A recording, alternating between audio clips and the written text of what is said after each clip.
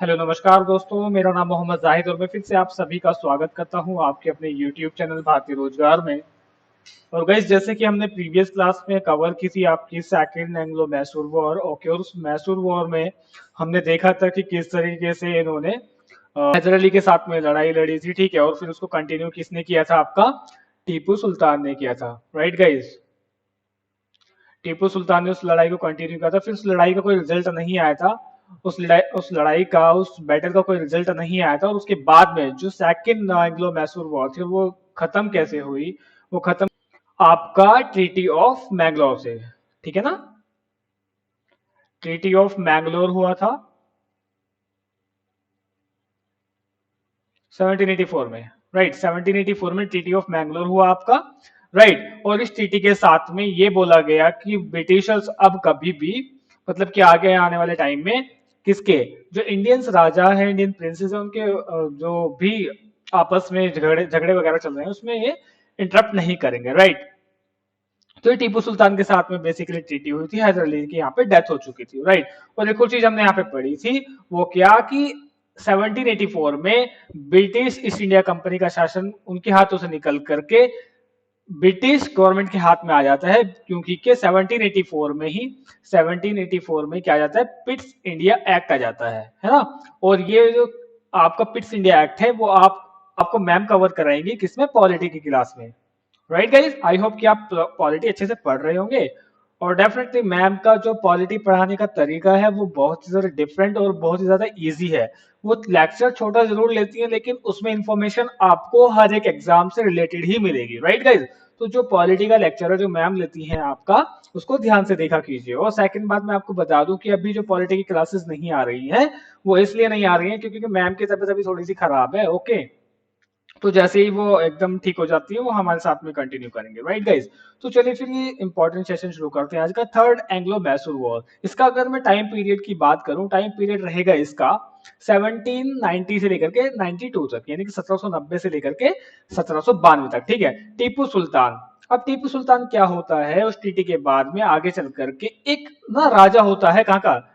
त्रिवंत कौर का। ठीक है, त्रिवंत कौर का एक राजा होता है, वहां का एक प्रिंस होता है। ठीक है, उस पे ना मतलब टीपू सुल्तान को काफी ज्यादा गुस्सा आ रहा होता है, वो कुछ ना कुछ गड़बड़ कर रहा होगा। ठीक है, उस टाइम पे, अब उस टाइम पे गड़बड़ कर रहा होगा तो टीपू सुल्तान को गुस्सा आया, उसने उसके ऊपर कर दिया अटैक। लेकिन अटैक जैसे ही किया गाइस, जैसे ही अटैक किया, तुरंत वहां पे किसने किया? ब्रिटिशों ने रिवोल्ट किया। ब्रिटिश उस लड़ाई में कूद पड़े। ठीक है ना? कौन? ब्रिटिशर्स।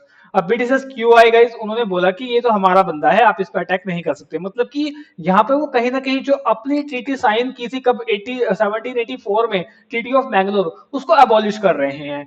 ठीक है, मतलब कि ये ट्रीटी को कुछ समझते ही नहीं थे। ट्रीटी एवी साइन करते थे, जब भी इनको मौका मिलता था ये लड़ाई में कूद पड़ते थे अपने फायदे के लिए। ठीक है, अब हुआ क्या कि इस लड़ाई में बैटल में कूद पड़ते हैं जो किसके? ट्रेवंथ कोर के राजा के साथ में थी। अब उसमें कौन आ गए? ब्रिटिशर्स आ गए हैं। अब ब्रिटिशर्स जब आए तो वो अपने साथ में किसको लेकर के आए? निजाम को और मराठास को भी लेकर के आए, क्योंकि ये देखिए मराठा अपना हमेशा फायदा देखते थे। वो पैसे लेते थे और फिर लड़ाई से तो कट लेते थे, या फिर अपना फायदा लड़ाई के बाद ही निकालते थे। राइट, तो ये जो मराठास हैं और निजाम है, निजाम तो खैर इनके साथ में हमेशा रहा है। ठीक है, क्योंकि इसके ऊपर दबाव रहता था और इसीलिए इसको ब्रिटिशों का जानबूझ करके मतलब मजबूरी में साथ देना पड़ता था। राइट, तो अब क्या हुआ? ब्रिटिशों के साथ में निजाम और मराठास, यानी कि ब्रिटिश प्लस निजाम प्लस मराठास, इन तीनों ने मिलकर के इसके ऊपर, किसके? टीपू सुल्तान के ऊपर अटैक कर दिया। और अटैक कहां पर किया गाइस? अटैक कहां पे किया? सेरगा पट्टनम में। ठीक है, सेरगा पट्टनम एक जगह है गाइस, सेरगा पट्टनम। वो कहां पे? आपकी मैसूर में है। और यही किसकी? यही टीपू सुल्तान की आपकी कैपिटल भी थी। ठीक है ना? अगर टीपू सुल्तान की उस टाइम पे टेरिटरी की अगर आप कैपिटल की बात करोगे मैसूर रीजन की, तो वो कौन थी? सेरगापट्टनम। और सेरगापट्टनम में ही इन्होंने इसके ऊपर अटैक किया था, किसके ऊपर? टीपू सुल्तान के। और एक और इन्फॉर्मेशन मैं यहाँ पे दे दूं, जो टीपू सुल्तान का बर्थ प्लेस है। ओके,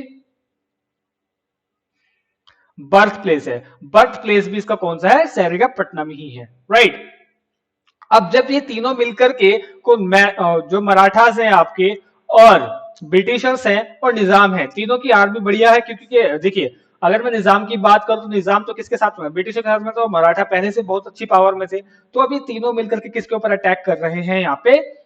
टीपू सुल्तान के। अब टीपू सुल्तान के ऊपर जब तीनों मिलकर अटैक करेंगे तो ऑब्वियसली बात है टीपू सुल्तान हार ही जाएगा, तो वो इस बैटल को हार जाता है। और हारने के बाद होता क्या है गाइस, होता क्या है कि जो टीपू सुल्तान की आधी से ज्यादा टेरिटरी होती है, आधी से ज्यादा यानी कि हाफ से ज्यादा टेरिटरी इनको देनी पड़ती है, क्योंकि बैटल हार जाता है। राइट, अब जब ये बैटल हार जाता है तो हारने के बाद में जो टेरिटरी इसने इनको दी थी, कि इनको ब्रिटिशों को, निजाम को और मराठों को, तो वो जगह कैसे इनमें डिवाइड हुई वो भी क्वेश्चन आ सकता है आपका। तो ऐसे डिवाइड हुई थी कि जो इनके पास में एक्वायर की गई टेरिटरी आई थी उसमें से मालाबार, डिंडीगुल और 12 महल, ये तो रखा किसने, ब्रिटिशों ने रखा अपने पास में। कौन कौन सा, मालाबार, डिंडीगुल और 12 महल, ठीक है, याद रखना। और जो आपका तुंगभद्रा वाली साइड थी, कौन सी तुंगभद्रा वाली साइड, वो किसने रखी, मराठास ने रखी।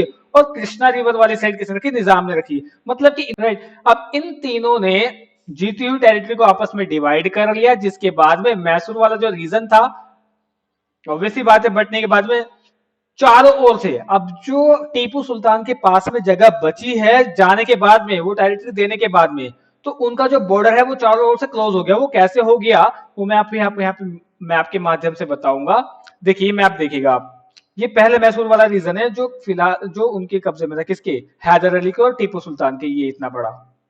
राइट, अब आफ्टर दिस बैटल होता ये है, देखिए अब मैसूर वाला रीजन कितना सा रह जाता है, मैसूर वाला रीजन बहुत छोटा सा रह जाता है गाइस, क्योंकि के देखिए ये रेवंत कोर ये रहा यहाँ पे, ठीक है ना। और इसी जगह पे आपका क्या है, 12 महल वाली जगह है, ठीक है ना, मालाबार वाली जगह, डिंडीगुल वाली जगह, वो सारी की सारी आपकी ये रही इस जगह पे, ठीक है ना। ये जहां मैं पेन चला रहा हूं, ये वाली जगह कौन सी है आपकी, ये मालाबार वाली जगह है। ये किसने ली, ये ब्रिटिशों ने ली। इधर का एरिया निजाम ने ले लिया, और ऊपर का जो बचा था, ऊपर का जो बचा था वो किसने ले लिया, वो मराठा ने ले लिया, ठीक है ना। तो अब ये बेसिकली क्या हुआ कि इधर से भी गिर गए, इधर से भी गिर गए, इधर से भी गिर गए, चारों तरफ से इनके बॉर्डर को क्लोज हो गया, किसका, मैसूर वाले रीजन का, जो भी किसके पास में, टीपू सुल्तान के पास में बचा था। लेकिन गाइस आगे चल करके क्या करते हैं, ये अभी भी यहाँ पे रुकते नहीं है, कौन, ये तीनों, ब्रिटिशर्स और निजाम और कौन, मराठास। ये क्या करते हैं उसके बाद में, टीपू सुल्तान के 13 बच्चे थे, 13 लड़के थे बेसिकली, 13 बच्चे आप बोल सकते हो। तो उसमें से ना जो सबसे बड़े वाले 2 थे, ठीक है, उनको उठा करके ले गए, उनको अगवा कर लिया और फिरौती की रकम मांगी 3 करोड़ रुपए, कितनी, 3 करोड़, 3 करोड़ रुपए मांगे, किससे, टीपू सुल्तान से, और बोला कि अगर आप ये पैसे दे सकते हो तो आप अपने बच्चों को ले जाओ। राइट, अब सुल्तान को, टीपू सुल्तान ने वो 3 करोड़ रुपए की रकम उस टाइम पे जमा की और उनको दी, और फिर अपने बच्चों को लेकर के आए। राइट गाइस, आफ्टर दैट एक ट्रीटी साइन हुई, किसकी, ब्रिटिशों के बीच में और किसके, टीपू सुल्तान के बीच में, ट्रीटी ऑफ सेरिगामापट्टनम, ठीक है, सेरिगापट्टनम। अब सेरिगापट्टनम था वो मैंने आपको बता ही दिया, टीपू सुल्तान की क्या थी, कैपिटल थी। ओके, और यहीं पे ये क्या, ट्रीटी ऑफ सेरिगापट्टनम साइन होती है 1792 में, और इस ट्रीटी के बाद में ये वॉर हो जाती है समाप्त। राइट गाइस, ये वॉर यहीं पे खत्म हो जाती है, कौन सी, Anglo third Mysore war, third Mysore war आपकी यहाँ पे समाप्त हो गई। Well thanks for watching this video guys. अगर आपको सेशन अच्छा लगता है तो प्लीज गाइस सेशन को लाइक कीजिएगा, शेयर कीजिएगा और हमारे चैनल को जरूर से सब्सक्राइब कीजिएगा गाइस। देखिए well thanks for watching this video guys again.